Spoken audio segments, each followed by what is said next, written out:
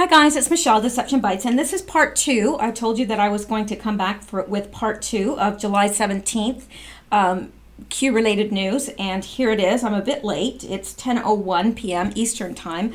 Meant to do this long before now, but, well, life happens. So the important thing is I'm here now, and I think that I've got some more interesting stuff for you. So let's get started. I actually may try to do another video after this because I do have enough for another video after this one as well. But I don't want to overwhelm you all, but there's a lot happening. Anyway, document. Peter Strzok was CIA and FBI at the same time, say experts. Well, isn't that interesting? I would think, I would not know how that's possible, how you could be both at the same time. Would think that that's even possibly a conflict of interest. I don't know. But Washington is still reeling from Peter Strzok's testimony on Capitol Hill, where House lawmakers grilled him about his efforts to use FBI government power to try to stop President Donald Trump's campaign and current presidency. Strzok was the main operative in Operation Crossfire Hurricane, a deep state plot to run legal attacks on President Trump's team. Now we know that Strzok was really a CIA agent. He only held a ceremonial title in the Bureau, but was really operating under the leadership of the CIA, including Obama's vindictive CIA director, John Brennan. Well, I don't know about you, but for me that explains a little bit. Let me just check on one thing before. Okay, I just wanted to be absolutely sure because all of a sudden I had this fear that I was not recording and I was going to go through this whole thing for naught. But that's not the case. So anyway, let me continue here.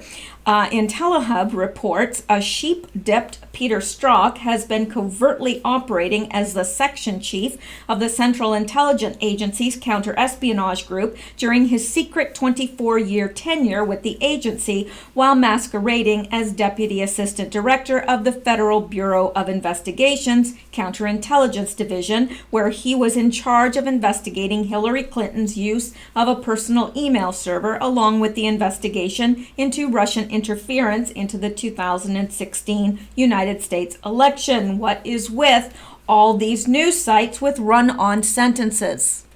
Okay, I know that's not a concern to you, so I am going to go on.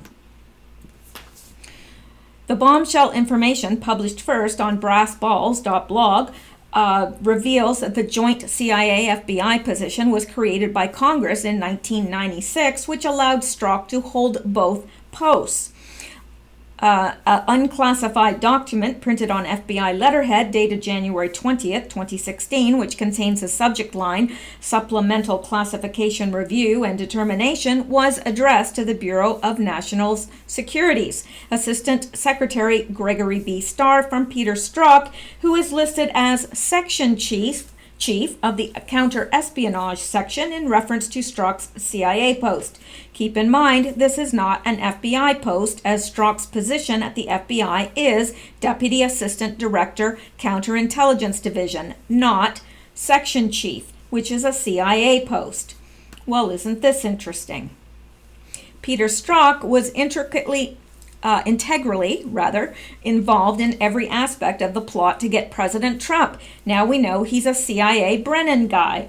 Here's our reporting on some of the moves he was involved with. And we won't get into that because I think we're pretty much up to date on everything that he's been involved in, but rather interesting that he was holding two titles at once. I don't understand that. I don't understand how that can happen, but hey, it did, evidently. So let's go back here. Now, this is interesting.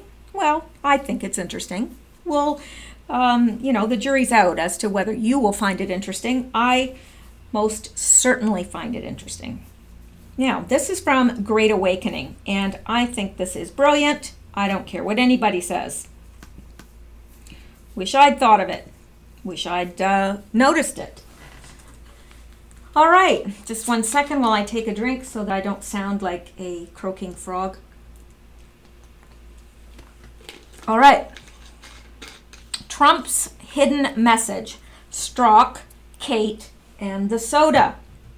Are you intrigued so far? Would you like me to continue? If you are anywhere near as curious as I am, you will want me to continue. If Q says we should trust Ray in Q1122, now that's in reference to Q post 1122, and if Strzok shows up at his hearing only singing when instructed by his FBI lawyers, then it means Strzok is controlled by Ray.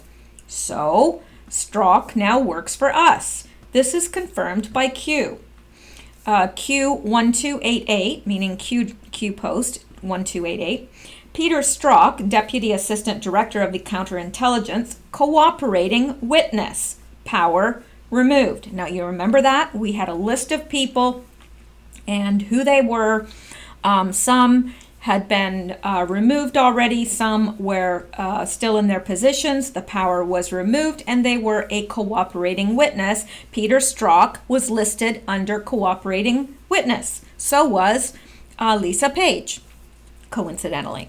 So we have to, at this point, take Q's word for it.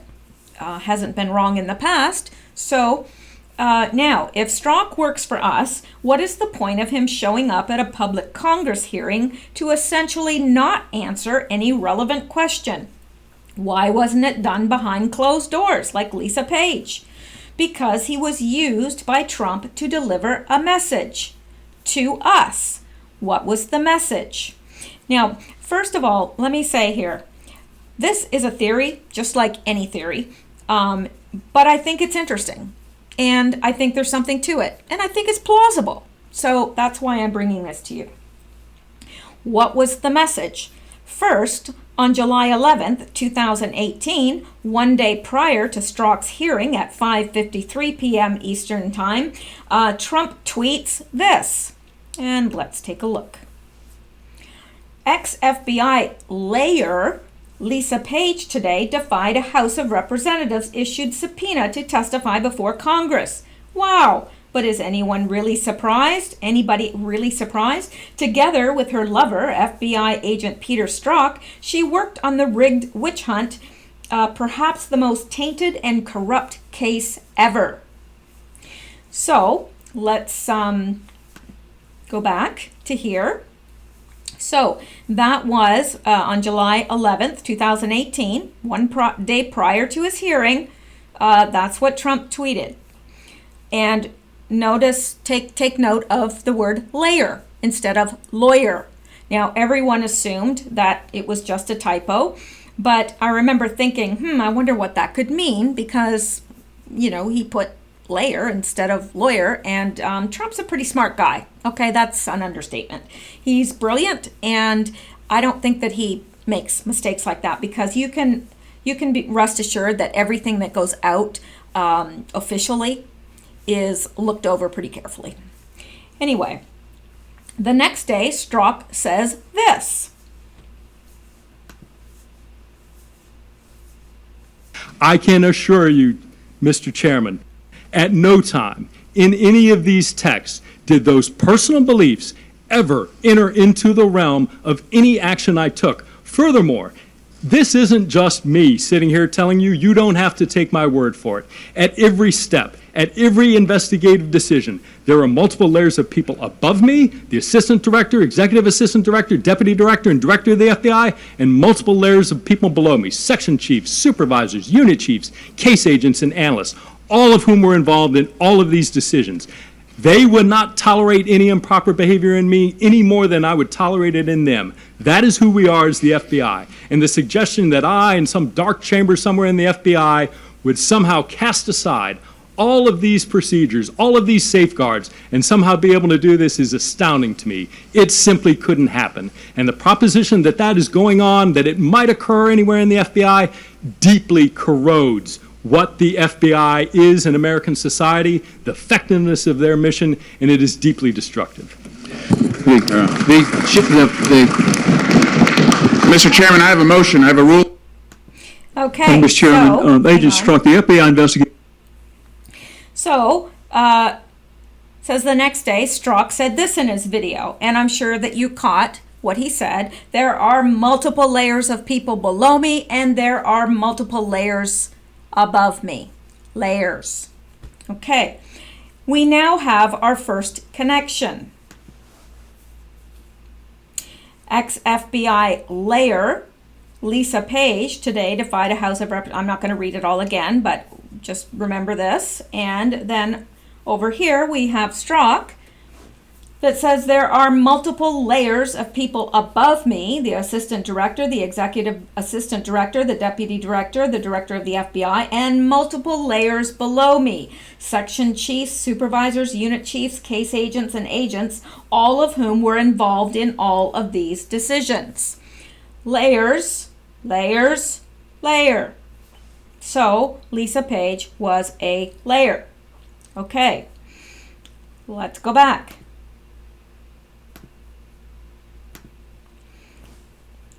Let me find where I was. Now, let me see. Just want to make, okay, let's keep this in the back of our head and keep analyzing. What did Trump say at the Great Falls rally?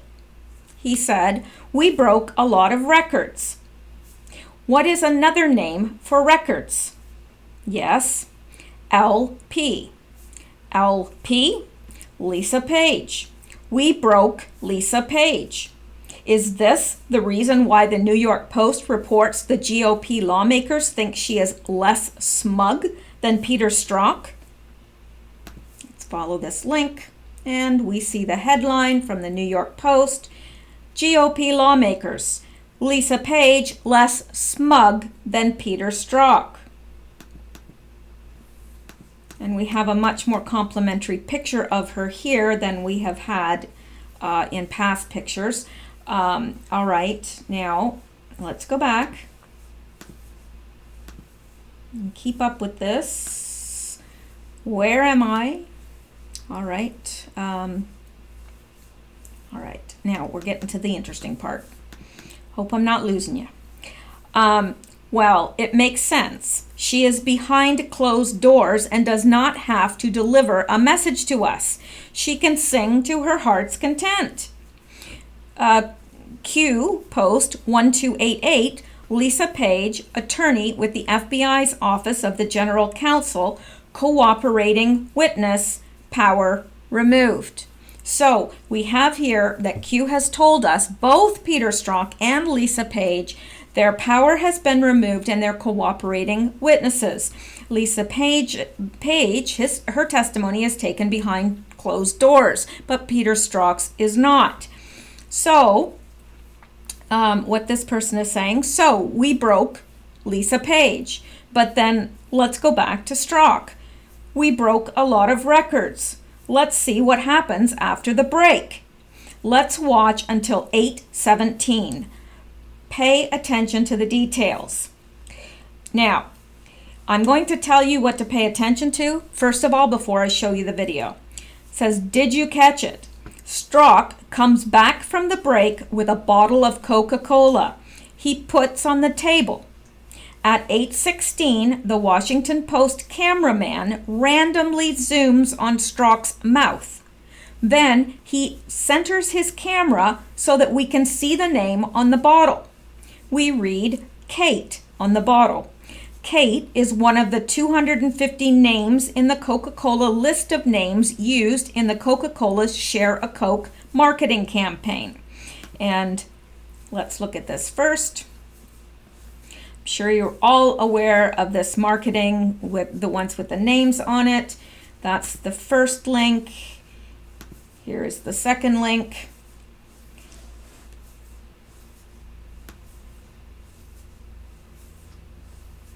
Yeah, I mean, I can't imagine that any of us would not be familiar with this, okay, that campaign. So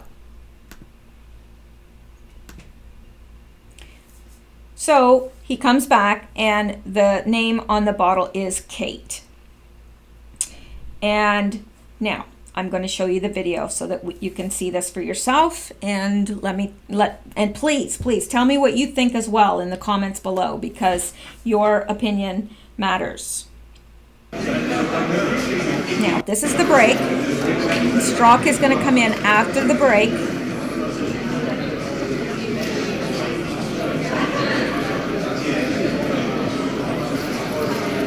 And here he comes.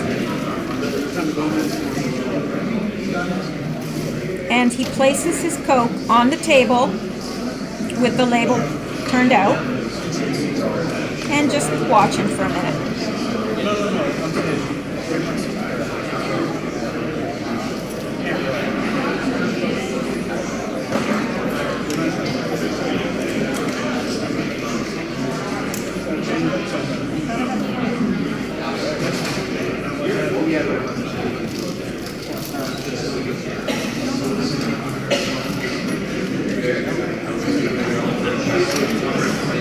We're going to keep watching for a couple more minutes. Well, a minute or so.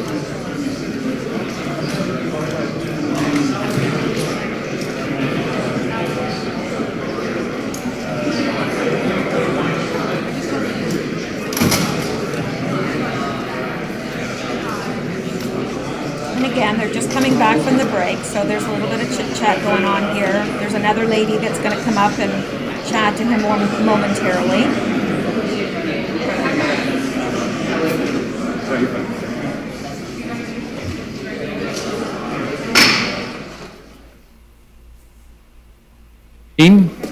And the chair recognizes the gentleman from California, Mr. Swalwell, for 5 minutes. Thank you, Mr. Strzok. Mr. Strzok, I too, like my colleague. Now, we've got the Washington Post cameraman doing a very close-up on nose and mouth. I think the aim is his mouth. Now, I'm just going to take this back a little bit, okay? Because I want you to, where are we here?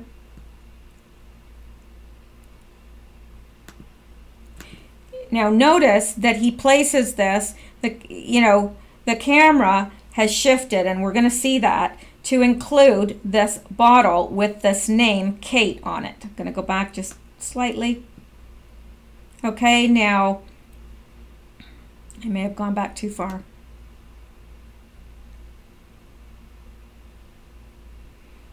Yep.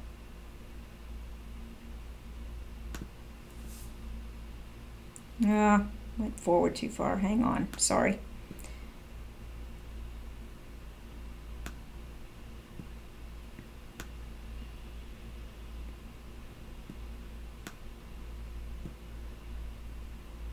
Well, for heaven's sakes.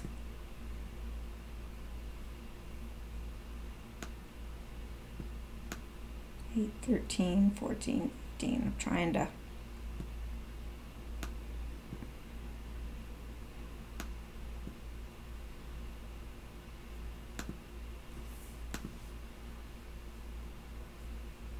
I'm trying to go back to where he I'm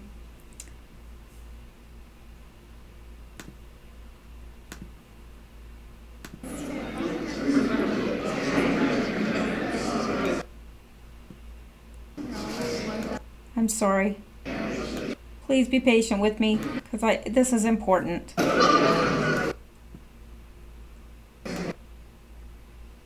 Okay.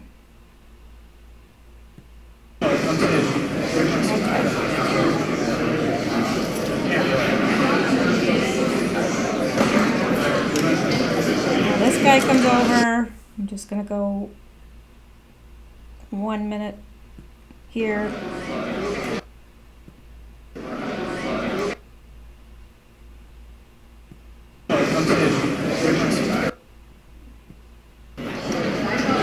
Okay, now he's sitting down, and the woman is going to come up just momentarily here. And it's about to begin. And the chair recognizes the gentleman from California, Mr. Now, Swalwell, for 5 minutes. He sits down. Thank you, Mr. Strzok. Mr. Strzok, What is the purpose of that? Of I being too, that like my close? colleagues. Really?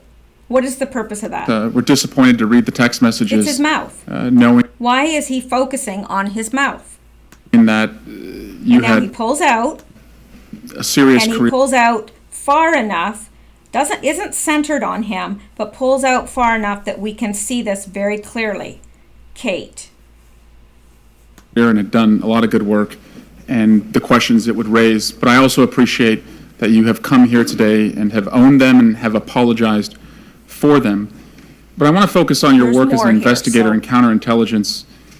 In your experience, do counterintelligence investigations take longer when subjects to investigations tamper with other witnesses? Yes. In your experience as a counterintelligence investigator, do counterintelligence investigations take longer when subjects lie to investigators? Frequently, yes. And as a counterintelligence investigator, do intelligence investigations take longer when subjects or witnesses refuse to cooperate and you have to go through the subpoena process? Yes. You're here and you're not taking the So we're right before the votes that we Yes, had sir. to leave the committee. You said, when I was asking you about documents received by We're the watching FBI this. from Mr. Orr, you said you did not personally receive documents from Mr. Orr, but the FBI did. Is that correct? That's correct. And you also said the FBI got documents from a different source in mid-September. Different source than whom? Different source from Mr. Orr. It was not Mr. Orr who provided the initial documents that I became aware of in mid-September. So Mr. Orr did not hand you the dossier? Mr. Orr didn't hand me anything. Mr. FBI. Orr provided information to the FBI that included material that watching is the Diet what Coke? everybody's calling the dossier. Wait, Reporting say, from Mr. say Steele. that again. Say that sentence again. Mr. Orr provided what? He provided some elements of reporting that my understanding is originated from Mr. Steele. So Bruce Orr did give the FBI information relative to the dossier. Yes. And another source also in mid-September gave you personally information. No. You, the FBI, information relative No. to the dossier. I never personally received dossier I got that. information. The FBI in mid-September, the first time I am aware of the FBI having that information, the first time I saw it was in mid-September. My understanding was that came into the FBI. That's when I became aware of it and when I first read it. One more time. Just say it. Bruce Orr gave the FBI documents relating to and supporting or part of the dossier. Is that accurate? Mr. Orr gave the FBI documents which included material that I believe originated from Mr. Steele. Thank you. The gentleman may briefly answer the question that the gentleman felt he didn't have an opportunity to answer with Mr. Walker. Yes, sir, thank you. And I wanted to address, when you bring up an integrity issue, and it's interesting, you and the gentleman from Texas raised this in a way that almost, approaches, it is Going to insulting. take Gentlemen, a sip answer of the this question. If you're second. gonna make So an what I'm going to accusation, respond to come is back what to I'm it. saying. I am here under oath. I am not lying. I have never lied under oath, and I never will. And so the insinuation, not even the insinuation, the direct comment that you somehow say you have an integrity issue is insulting. I take offense. It is incorrect. Nothing I I have never said here mentioned today. your personal life. I just simply said the amount of time that you were spending on the taxpayers' dollar, wasting it when you were supposed to And- be doing your job, texting back and forth and to the sir, court. what It was I'm- a problem. And so what that's- I'm saying is if And you the look at gentleman this- has already answered that question. So now the gentleman from Maryland, Mr. Raskin, that is little recognized for dance. 5 minutes. So we have more than 2,500 kids in America who are separated from their families, no hearings from judiciary or oversight. We got thousands of people who've been slain in gun violence from Parkland to Las Vegas to San Bernardino County, no hearings on the universal background check Now- favored by 97% of the people. The president has plunged us into trade wars. here we go. He's insulting Finally. and taunting our democratic allies around the world. Takes a He's sip. flattering autocrats and kleptocrats and dictators around the world. Puts the And he's cap back done nothing on to and puts stop it out another of round of view cyber of the sabotage camera, of our elections okay? coming in Now 2008. wait. He's listening. He takes a sip of his Diet Coke. He then places it out of view of the camera. We can't see the Kate anymore, right? So, would you not expect that the camera would come over and center on him? It should be centered on him, or leave it the way it is because this is of no consequence, or is it? But watch what the cameraman does. Scene. But our colleagues don't want to do any hearings on any of the chaos that's been set loose in the land. No, Mr. Strzok, the GOP. Now that was obvious. That was obvious.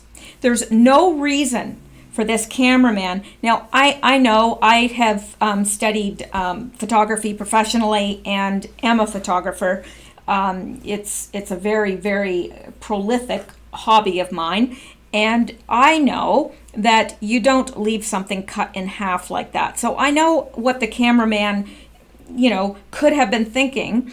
He could have been thinking, okay, well, it will look better if this whole thing is in there. However, it would look better if that whole thing were taken out. So if the cameraman were going to shift the camera, it should have been shifted this way to cut this out and focus on where the focus should be, not the Diet Coke. That's not a focus. Nobody wants to see that. So why is the cameraman doing that? These things are not done just willy-nilly. They aren't. I mean, I've worked too long in advertising and graphic design and all that to know that it's not, they're not. Those types of decisions are not just made. It's not random. I can assure you it's not random. So what does it mean? And obviously, this person picked up on that and was wondering the same thing. So we've seen the video and they're asking, did you catch it? Strzok comes back from the break with a bottle of Coca-Cola. He puts it on the table. At 8:16, the Washington Post cameraman randomly zooms on Strzok's mouth. Then he centers his camera so that we can see the name on the bottle. We read Kate on the bottle. Kate is one of the 250 names in the Coca-Cola list of names used in the Coca-Cola Share a Coke marketing campaign. Do you see what the cameraman is hinting at? Always remember, I told you several times in previous posts, we are in Mockingbird territory. They are agents using journalism as a cover. QQ, quick quiz. Do you remember who I told you had the highest ranks? Dessert on me for those who answered BBC. So you see it? The cameraman is trained and knows the hidden message Strzok is sending comes from the bottle he put on the table. This is why he zooms on the mouth to activate whoever he is activating in real time, to analyze the implications of this message. When you look at the camera angles at different timestamps before the break, you find it is a consistent angle. Drawing a straight line on the middle of the person on Strzok's right, we see how the camera angle was purposefully disturbed to include the bottle. Now, let me see if I can make this bigger, and I can. So here we have Peter Strzok here, okay? Here is the person to his right, and the camera angle remains through the first part before the break steady. It does not waver. It remains like this person. You could draw a line down their middle and it stays on them. This is 4:45. This is 6:31 into the video. This is 7:22 into the video. Then here's this person here. After the break, the camera angle has definitely shifted. It's shifted. This was central on him. Now it has shifted to include the Diet Coke. It has shifted over from this man so that the name Kate is in the middle and the Diet Coke bottle is there, like right straight down this line. So we know that the camera angle was shifted. So this person says the camera angle was consistent before the break. After the break, the Washington Post cameraman changes his angle. He wants to capture the bottle of Coca-Cola. He wants his analyst to focus on the name Kate. Why? Let's go back. And this person says, reaching? Okay, watch this until 8:52. Now, this is the part that we've already seen about him taking a sip. Did you catch it? At 8:51, Strzok takes the bottle, drinks, and puts it back on the table. But now its position has changed. At 8:51:18, the cameraman adjusts his camera because he wants the bottle to be in the image. He sacrifices the centering over Strzok to bring the bottle back into the equation of the image. And this is what we just saw, but this is a different, this is later, this is after the break and after he's had his little sip here. Here is the bottle. Here is this guy where previously, before the break, the camera, angle was there. It was centered on Strzok. Now it's centered here. That's 8:45, 8:50. At 8:51, Strzok takes a sip from the bottle. But when he puts it back, he's put it back out of line of the camera. So the camera, see the camera's right here, it shifts over, and we saw it shift over to include the name again. That was after his drink. So if you ask me, there's something to this. And I would have to say that this is not reaching. There is something to this. So let's continue. Now, where did I leave off? Okay. We now know without a doubt, this name Kate, which has about 1 chance out of 250 or 0.4% chance to be on the table that day, has a meaning. It is part of the message Trump is sending to us in conjunction with layers. Do you see the implications of what I am saying? I am saying Strzok's appearance in Congress was of no relevance. Everything is already taken care of behind the scenes with Wray and the FBI lawyers who were there to make sure Strzok would not go off script. And to tell you the truth, it did seem to me that Strzok was scripted, because I thought that just his phrasing and everything, it looked rehearsed to me. I could be wrong, but I'm just saying what my opinion is. Strzok already spilled the beans to save his skin and only showed up in Congress to give an opportunity to people to insult him as well as he well deserves, and to deliver the message he was instructed to deliver. Welcome to military intelligence in all her splendor. It's above politics when it has to run a revolution. The legacy rogue parts of the 3-letter agencies will learn this the hard way. Brennan's stubbornness is fun to watch. Clapper's obviousness also. I hope they won't learn anytime soon so the show can continue and I can defeat all this popcorn looking at me. Jet blue, odd, sounds in Chinese, and Cuban U.S. embassies, B2 equilibrium in Korea. Not sure what they're talking about there. However, Q drop, or the Q post 1162, these people are stupid. Q. So who is Kate? Well, what is the context? Remember, Trump pardoned the Hammonds. I explained in the previous post how the Hammond case was related to uranium and uranium-1. I explained how they were violently harassed by the Bureau of Land Management, FBI agents, and other federal agencies to force them to give their land away and enable the further placement of mining rights into Russian hands.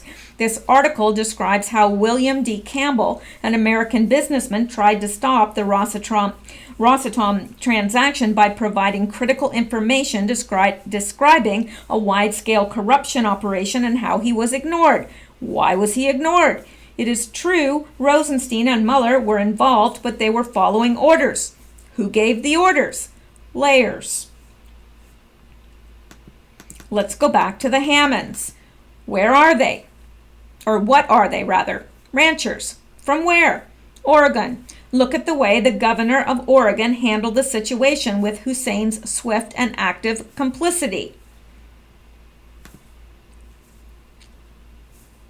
And Article 1, Governor Brown appeals to Obama for resolution to Malheur occupation. Now, I am not even going to pretend that I know all the ins and outs of this case because I don't. But I am following along with the links here that this person has provided because I think it's an interesting trail. Article 2. Kate Brown presses top federal officials for swift action against occupiers. So let's come back. What's the name of the governor of Oregon? Kate Brown. You now see what Strzok was instructed to say. The Hammond thing, meaning the uranium-1, implicates Kate Brown and many layers of the federal government. That is what Trump's tweet meant, along with the Coca-Cola bottle on the table, and all this is another fruit of the Q1675 tree. Do you want the usual icing on the cake for the time traveler theorists out there? Look how Trump hinted he would put Coca-Cola to the task one day. The Coca-Cola company is not happy with me.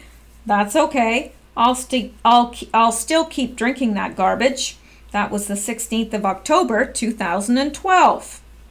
Interesting. Now, tomorrow I will start telling you how from the Q Post 1675, Rosenstein is connected to this bottle of Coca-Cola, why he reacted with his 12 Russian nonsense, why Trump mentioned the Germany-Russian pipeline, why he made sure NATO members promised to pay their bills before he met Putin, and why Q made Q 1680 available before Trump met with the Queen of England. You are witnessing an exquisite sequence of chess moves being played on a divine melody written in the B2 scale. And then Q posts 959, nobody escapes this. Nobody. Q. Now, I think this is interesting. I don't know if I absolutely agree with everything they've said. I don't know. I just think it's very interesting. I don't think that they have necessarily tied it up in a tidy little package for us. I think there's a lot of loose ends there that I'm still questioning and wondering about, but it is most certainly interesting to think about. I would be fascinated to know what you guys think. I really would. So please leave your comments below. And we're going to continue on because we have more things to cover, but I definitely wanted to bring that to you. I ran across that and I don't know. I think there's something there, absolutely. Now, whether the interpretation of what it is correct or not, I don't know. But there is definitely something there. There was something with that Coke on the table. No question in my mind. So let's go back. And let's look at this, because this is interesting as well.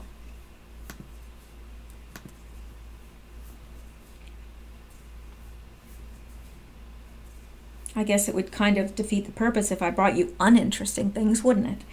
Anyway, exposed. Come on. Sorry. Exposed. Peter Strzok grew up in Iran. Where's that? Iran.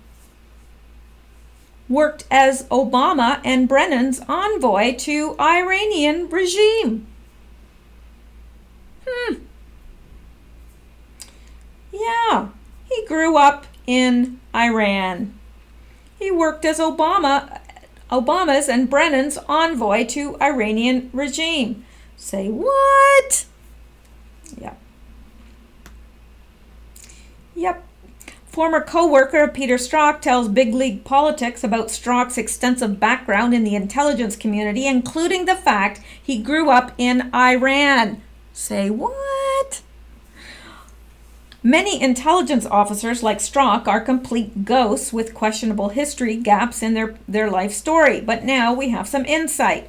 Peter Strzok was born in the late 1960s. He attended the American school in Iran up until 1978, when it closed down, and he attended the American school in Saudi Arabia. He supposedly attended a Catholic school, St. John's Prep in Minneapolis. The school refused to confirm or deny attendance, and then completed a bachelor at Georgetown in some form of graduate degree after that. The truth is that after Peter Strzok III turned 18, his life is arcane, which is the usual story of many like him. Did you know that Peter Strzok II, Strzok's father, and Hillary Clinton have a lot in common? Turns out, after advocating for Khomeini in Iran and then working in Saudi Arabia to calm the waters of the Iranian government, appeasing them with anti-Semitic rhetoric, Strzok's father, Strzok II, also dabbled in charity work. Strzok's father was involved in so-called charity work in Haiti, but also helped dismantle and reassemble Upper Volta, now known as Burkina Faso. Despite deep state efforts to scrub information, the internet is forever. Below, you will see a very controversial happening in the early 80s. Peter Strzok II, Strzok's father, also known as Peter Strzok Sr., was an employee of Catholic Relief Services and was interviewed by the New York Times in 1985 over his testimony or statements regarding mishandling money intended for Ethiopia. In the article, he identifies himself as a former employee of the charity, and he is a retired U.S. Army Corps engineer who served the agency in Africa and Haiti. So Peter Strzok II worked in Haiti with a charity. That sounds eerily familiar. Can we all guess which charities partnered to help Haiti? The Clinton Foundation and the Catholic Relief Services seem to work in tangent. Coincidence? Peter Strzok Sr. was actually the director of the CRS in Haiti. If we look into CRS financials, they seem to overlap and feed into Clinton global initiatives and balance sheets. Well. In the early 80s, Upper Volta was in turmoil. It is said that mineral disputes with neighboring countries brought about great duress, and so in 1985, the country of Upper Volta ceased to exist and was then named Burkina Faso during Strzok II's term there. Specifically, in 1981, he was advised of a government visit to Upper Volta, which places him in Upper Volta for a period of 4 years as his son, Peter Strzok III, was at the American school in Saudi Arabia from 1978 to 1980. This happened after their sudden move from Tehran when Khomeini attained power over the Shah. Looks like whenever there is a regime change in modern history, a Strzok is lying in the shadows waiting. We know Peter Strzok III, the man who sent those vile text messages about our president, the man who was biased and wanted to ensure a Clinton presidency, was raised in Iran and Saudi Arabia. Our source reveals how Strzok and his father both talked about Iran favorably and both accidentally reminisced about the rosewater smell of the Juke kebab by Shamirian Hill, something that disappeared after 1987 and only those who are old enough to remember can discuss. Peter Strzok's Persian is impeccable.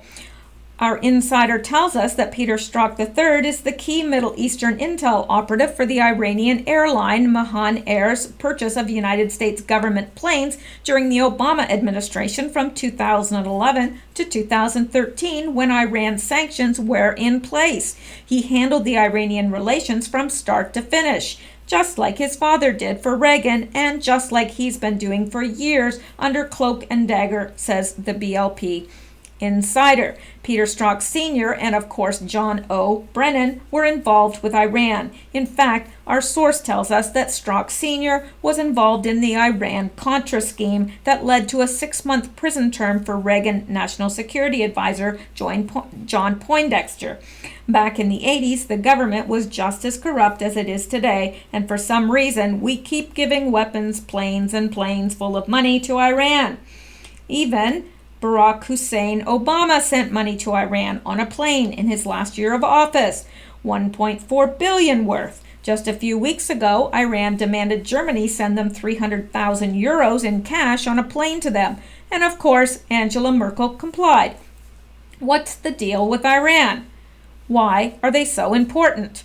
Here is the clipping from the Winston-based Leader Telegram newspaper from 1979, in which Strzok Sr. describes his activities in Iran and expresses goodwill for the Ayatollah. Now, I'm not going to read this. It's very small, but, you know, you can, they've already told us what is in there, and I have read it. What were Strzok, Brennan, and Obama really doing? That is a very good question that maybe President Trump can get answered for us if a summit with Iran can happen early this fall. One thing that is consistent in modern history over the last 5 decades with anything involving Iran, there is a Peter Paul Strzok involved. The BLP insider who worked with both Brennan and Strzok tells us that Strzok was never FBI. He was part of the highest level of covert operatives sliding into posts within the CIA or FBI to infiltrate, influence, and observe. This is exactly what we saw with the special counsel appointment that resulted after a failed operation. Peter Strzok Jr. was placed in the FBI to ensure a win for Hillary Clinton and buffer negative press, like the Wiener laptop case, which he covered up. That's the real deal. Revealing Peter Strzok's identity would have been a problem because it's called unmasking. But since he is in the limelight and out of the shadows, it's time to lay all the cards face up on the table for all to see who Peter Strzok really is. Spooks feared him, but like our source, they can still maintain secrecy, simply connecting the dots of publicly and privately available information. So that is quite fascinating and new information. So let's go back because we're not done yet. Now, let's look at this. This is interesting.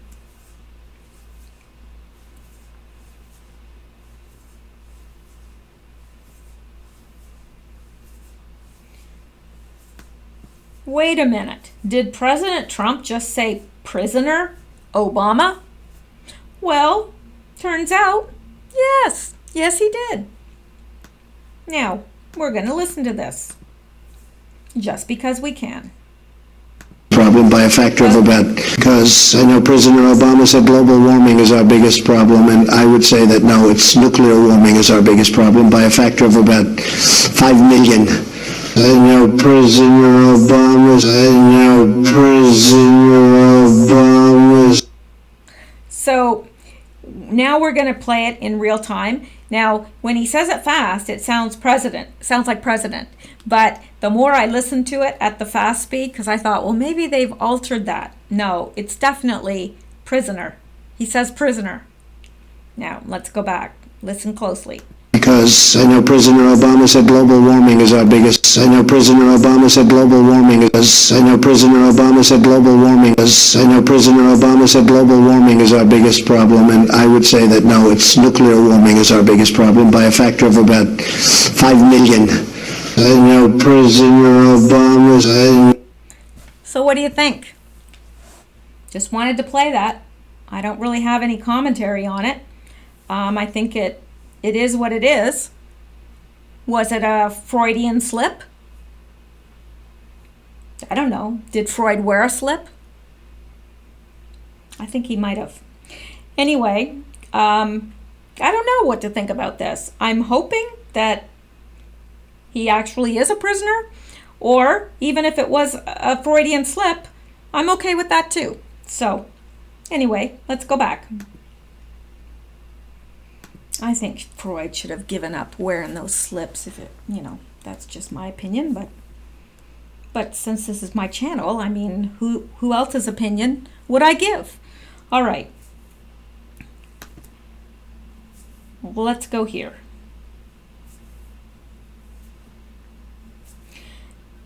It's like smoked turkey. I don't think that they should allow turkeys to smoke. Anyway, I don't know where that came from. I'm getting weird. It's that time of night when weirdness jumps on me out of nowhere. Deep State is in a panic, fearing Putin shared with Trump devastating information not yet reported. And I think that they have every reason to fear, because that's exactly what I think happened.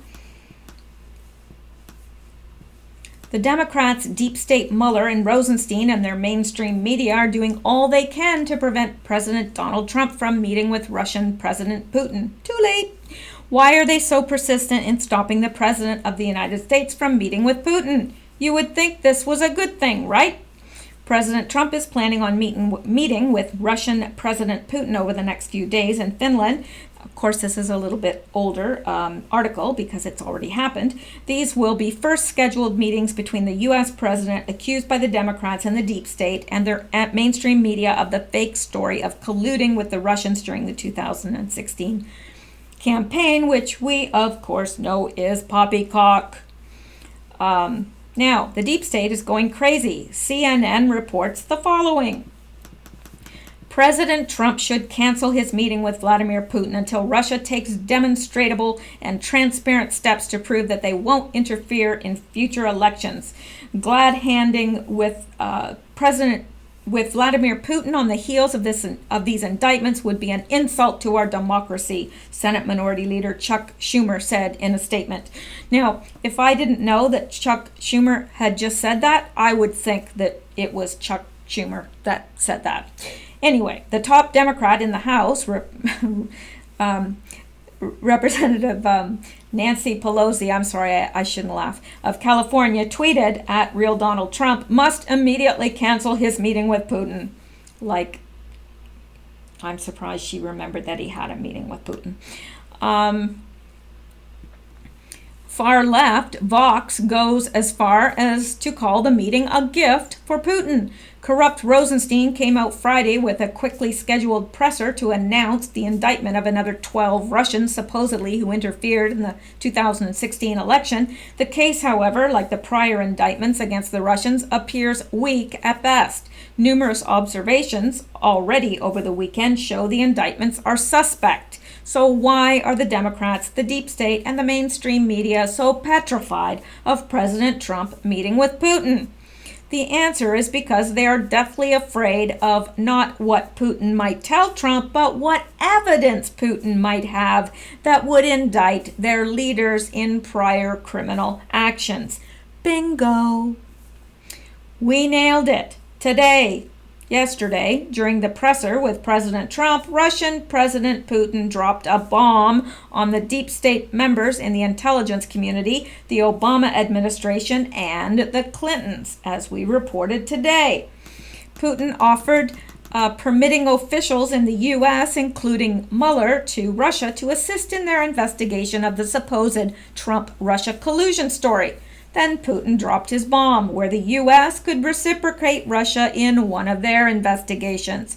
For instance, we can bring up Mr. Bowder.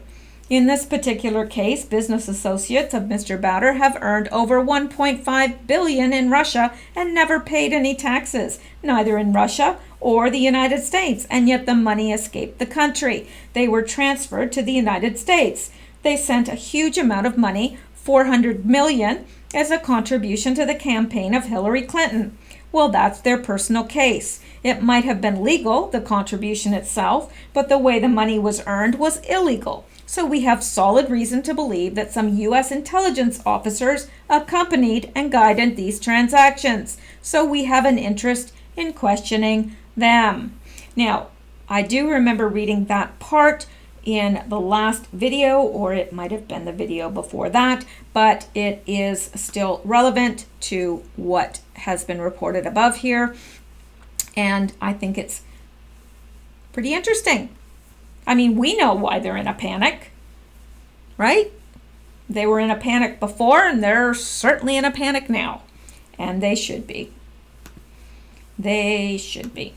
So, let's go back. And we're going to come down to here. Got this from Twitter, and this person, Lisa Mae Crowley, is retweeting this from Kurt Schilling. Anyone find it curious that Chris Wallace has no issues with anyone find it curious that Chris Wallace has no issues asking Putin about political rivals showing up dead? but has never asked that of either Clinton? Yeah, I find that a little curious. I find that curious indeed. I find it curiouser and curiouser. And Lisa Mae Crowley says, not surprised one bit. Me neither. Now, I think that is it for this video. I do have enough to make another video tonight. Like I said, it's all related to trafficking and so forth. So, oh gosh, I hear sirens out there. What did you guys do? Somebody's after you. Anyway, that's it for this video. I'm going to pause here and get this uploaded. I hope you guys have a wonderful night. Sleep well and stay safe.